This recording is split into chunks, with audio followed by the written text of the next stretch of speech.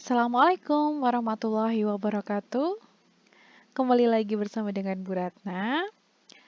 Baik anak-anak, kali ini kita sudah sampai di penghujung materi di tema 4. Hari ini kita akan belajar materi mencintai produk Indonesia. Pasti anak-anak tahu juga ya, banyak produk-produk Indonesia yang sudah mendunia, di mana produk tersebut punya kualitas yang bagus sampai bisa menembus pasar luar negeri. Jadi produk-produk tersebut tidak hanya dipasarkan ke negara-negara tetangga saja, tetapi juga laris manis di puluhan negara lainnya. Nah, kita mengenal dulu ya, produk apa saja sih yang terkenal tidak cuma di dalam negeri, tapi juga sudah sampai ke luar negeri. Produk yang pertama pasti anak-anak tidak asing lagi ya, Indomie. Diibaratkan sudah makanan sehari-hari ya. Indomie ini adalah produk asli dari Indonesia. Bisa dibilang, Indomie adalah produk Indonesia yang paling laris di pasaran internasional. Merek mie instan ini sudah diekspor ke lebih dari 80 negara. Wah, hebat sekali ya. Bahkan belasan pabrik itu ada di beberapa negara lain. Misalnya saja ada di Turki, ada di Arab Saudi, ada di Mesir, dan ada di negara lainnya. Sekarang, produk kedua yang juga tidak kalah mendunia, yaitu adalah Edward Forer. Nah, anak-anak bisa lihat ya, di situ ada gambar sepatunya. Tapi ternyata merek Edward Forer ini adalah produk yang tidak hanya memproduksi sepatu, tapi juga ada sandal sampai juga tas. Nah, produk ini asli Indonesia dari Bandung. Dimulai dari tahun 1989,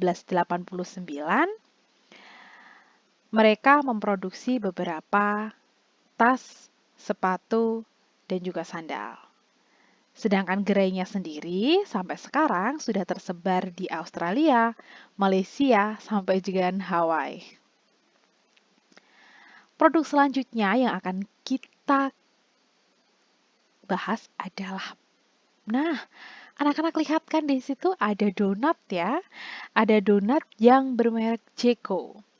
Nah, donat yang bermerek Jeko ini sudah ada di mall-mall di seluruh Indonesia. Brand ini sangat terkenal dengan donatnya yang sangat enak ya pastinya. Sering dikira, orang-orang tuh mengira kalau donat ini adalah produk dari luar negeri. Tapi ternyata donat ini adalah produksi milik Johnny Andrian Group. Dimulai sejak tahun 2004. Kemudian gerainya pun sekarang sudah tersebar di berbagai negara, mulai dari Malaysia, Filipina, China, Singapura, sampai Arab Saudi. Produk terakhir yang akan kita bahas adalah, wah, tidak asing lagi ya ini. Mungkin anak-anak di rumah sudah menyediakan ini ya. Nah, ini adalah tisu bermerek Paseo. Tisu Paseo ini merupakan produk dalam negeri juga, produk Indonesia. Dan produk ini sudah bisa ditemukan di 65 negara, termasuk Amerika Serikat, kemudian ada juga Selandia Baru. Begitu ya. Nah, itu tadi adalah bagian kecil dari produk Indonesia yang mendunia sampai ke luar negeri. Nah, sekarang kita akan bahas tentang apa sih manfaat menggunakan produk buatan dalam negeri. Yang pertama, menunjukkan rasa cinta terhadap tanah air. Dengan menggunakan produk-produk dalam negeri, akan memperlihatkan rasa cinta kita dan syukur kita terhadap negara Indonesia. Yang kedua, meningkatkan kualitas produksi. Nah, di sini pasti produsen akan berpikir untuk meningkatkan kualitas produksinya dan dari produk mereka agar memiliki daya jual yang jauh lebih tinggi. Yang ketiga, menjaga nama baik bangsa. Menggunakan produk buatan dalam negeri dapat terus melindungi nama baik bangsa Indonesia di mata dunia. Yang keempat, menunjukkan rasa cinta terhadap produk Indonesia.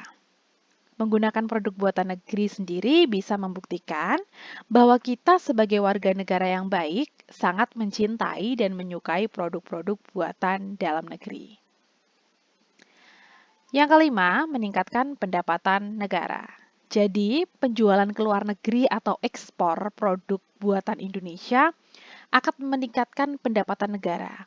Pembayaran yang kita dapatkan dalam bentuk dolar secara otomatis akan ditukarkan ke mata uang negara yang menjadi cadangan devisa negara.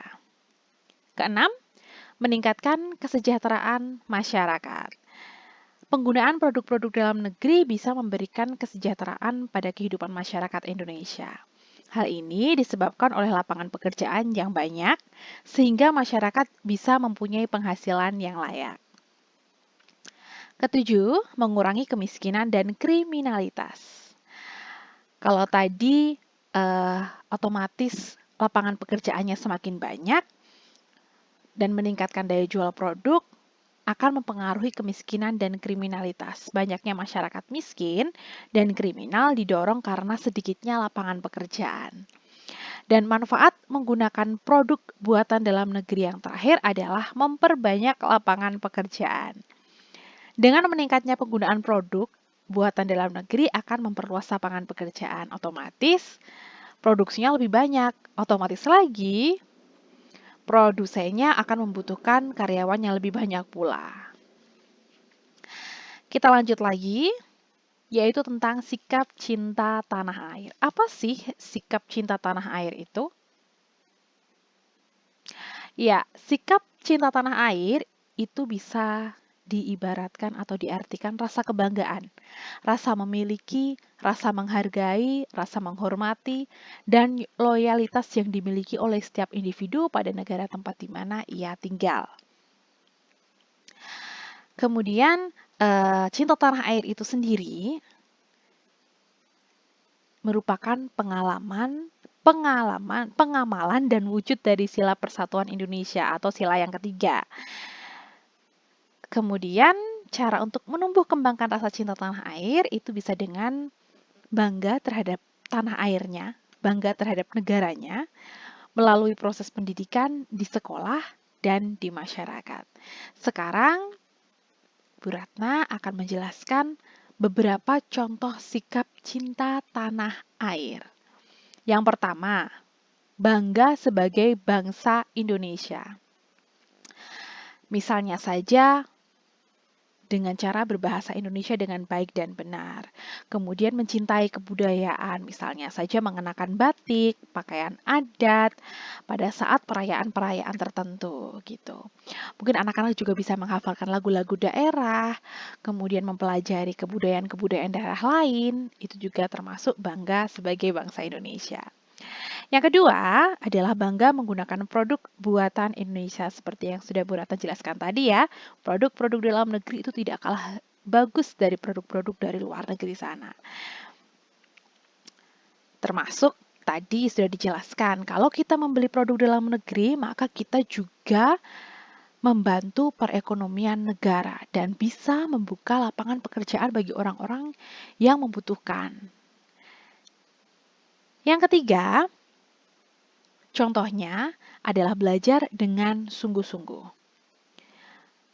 Kalau kita sudah belajar dengan sungguh-sungguh, otomatis kita memiliki pengetahuan yang luas, kemudian kita bisa membangun bangsa dan negara menjadi lebih maju. Betul sekali. Kemudian ada menciptakan kerukunan masyarakat yang beragam. Menghargai perbedaan, dilakukan sesuai dengan norma dan hukum yang berlaku di masyarakat dan negara. Apabila nih misalnya suatu saat ada perbedaan pendapat, kemudian ada perbedaan pandangan, maka harus dilakukan musyawarah untuk mencapai suatu mufakat. Sedari dini, kita perlu menumbuhkan sikap menghormati orang lain dengan baik tanpa memandang usia, agama, ras, bahkan budaya. Nah, demikianlah materi terakhir di tema 4, yaitu tema globalisasi. Terima kasih sudah menyaksikan video dari Ibu Ratna dan sudah memperhatikan penjelasannya. Semoga anak-anak bisa paham ya. Selamat belajar, sampai jumpa. Assalamualaikum warahmatullahi wabarakatuh.